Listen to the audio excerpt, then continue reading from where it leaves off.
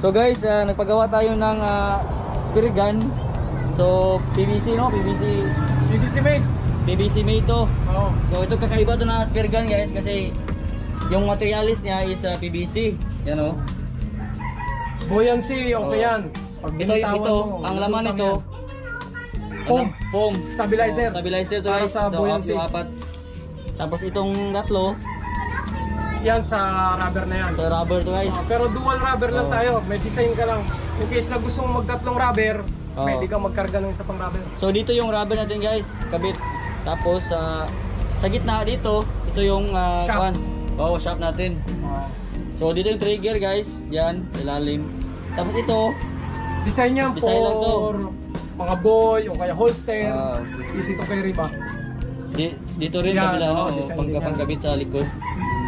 So ito guys is 100 100 cm rubber to trigger. 100 cm guys. Ito 100 cm rubber to trigger. Tapos yung 115 yung body. 115 yung body, yung full body niya.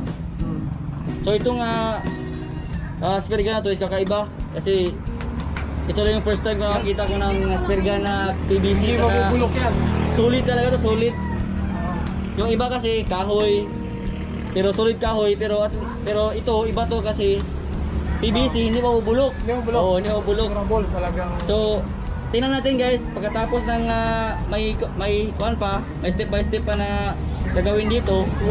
So tingnan natin kung anong final product nito.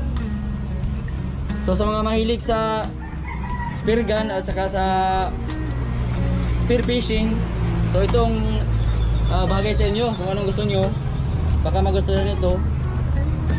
Saka maganda siya kasi tama-tama lang, saka yung weight niya tama-tama, yung length tama-tama rin.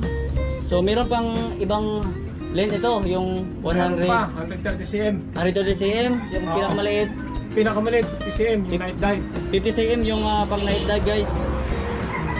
So Dalawang klase yung ginagawa natin. Isang sinker, isang floater yung buoyancy. okay. So meron pa lang ibang option guys dito. Sa night dive kasi maganda yung sinker. So abangan natin guys yung final na product nito, kung anong itsura. Yan. Sana magamit natin to sa ating mga spear fishing adventure sa future.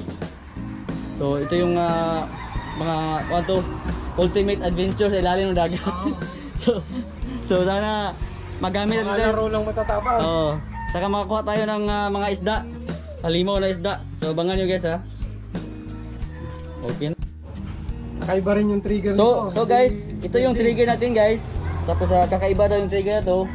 Walang welding, hindi yan stainless. Stainless ang loob niyan. Oh. Reverse trigger mechanism. Auto-load na rin siya. Lahat yan stainless, pero yung cover natin is made also on PVC. So ito guys, PVC solid to. Solid yan. Oh, solid PVC. Solid yan. So ito yung trigger natin, ganyan yung sample, yan, Papasok ganyan. yan dyan, oh. Papasok sa loob, dito, yan, Dyan. ganun.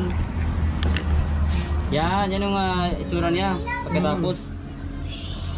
So marami pang gagawin dito sa mga susunod na kuha natin. Polish. So polish pa to.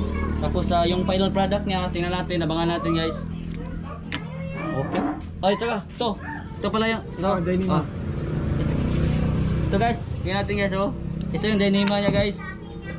Yan. So dito yan guys. Dito ganyan. Ano, diyan? Yan, ganyan. So ito yung tsura niya guys. So dito yung kuha natin, line. Yung line niya is mga 30 meters yan. 30 meters guys, yung full ng line natin. So mahaba to guys. So hindi pa sa tapos. Yan, kita nyo. May kuan pa, makita mo yung epoxy no? Epoxy. So yan yung itsura guys oh. Yan. So abangan natin guys ha. Okay. Ang trigger. So ito yung trigger guys, ito yung mechanism. Tingnan natin kung anong itsura, yung mechanic niya. Yan, okay. So dito papasok yung natin, yung pin. Pin, ito yung pin. Naka-auto-load na ito. Tapos yan, kita nyo, butas. Tapos yan. Kita nyo tumunog. Auto-load, naka-auto-load na to guys. Tulog. Pagkalabit mo ulit. Pagkalabit, Naka-ready na naman siya for auto load. Okay. Yun. Ayos to. So yan guys, oh. Ito yung itsura niya. Tapos pagkalabit mo, ganyan. Pack, release. Okay. Pasok ulit. Okay, yun. So ito guys, oh. Maliit ang butas nito. Tapos yung ilalim yan. Yung mechanism niya sa ilalim, hindi masyadong makita. Stainless lahat. Spring. So lahat itong gamit to, stainless, hindi siya kakalawangin. Ang box lang ang PVC. So ito sobrang tibay ito guys. Sa mga may gusto nito, abangan nyo yung natin. Yung full production. So sa pagkakaalam ko guys, gagawa ng ganito, dito lang na PVC na spear gun. May gumagawa handle. Handle lang. Meron pala handle lang. Pero yung body, full. Yung full body wala pa. Dito lang. Ang PVC kasi mabigat yan. Pero meron akong technique. Kumbaga secret recipe na mapagaan siya. So ito guys, PVC, kaya wala masyadong gumagamit ito. Pero dito may technique tayo na gumaan siya at saka ang resulta is solid talaga na pure na PVC. So kadalasan kasi mga kahoy lang pero solid na kahoy. Pero ito kakaiba to. Saka kuan lang siya, magaan lang siya oh. Saka yung kahoy kasi malaki yung body niya. Malaki yung body. Mo pa ng mga tingga minsan. Ito tingnan niyo sa video, diyan makita yung liit lang oh. Pero solid to. Tapos may kuan pa dito, may ilagay pa na metal. Dito no. May metal pa, so sobrang kuan ito, tibay. Gusto mo lang i-vlog yung finished product isa? Yan, madilim na. Hello guys, hello mga outdoor. So guys, dito na yung final product natin ng ating spear gun. Itong spear gun na to guys is kakaiba guys kasi special to na spear gun guys. Kasi made in PVC to guys. Yan, solid to guys, PVC. So pakita ko lang sa inyo. Yan. Yung design niya, yon. Ito yung logo ng Ideatopia guys. Shout out pala sa Ideatopia, salamat. So, yon. Yung design niya. Yon. Deanima niya. Yung deanima niya guys. Tapos sa shop natin, yan. So, trigger dito.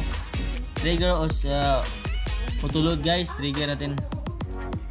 Yung line natin is 30 meters, yan. Yung deanima niya guys is made in PVC pa rin. Ito guys oh. Yan. So yung kulay niya is camouflage guys.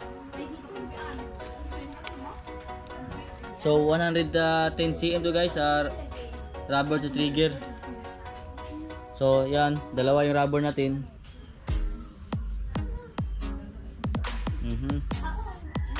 Yan. Ito, nilagyan ko muna ng kuanto guys, safety na guma para safety first tayo palagi. Tinakpan ko muna. So, yan yung hook niya. Ito yung hook niya guys. Yan. Ikot natin. Yan.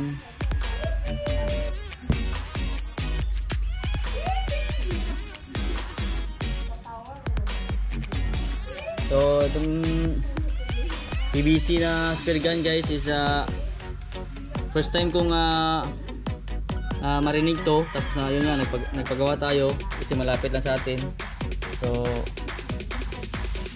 swerte tayo kasi meron tayong pagawaan dito ng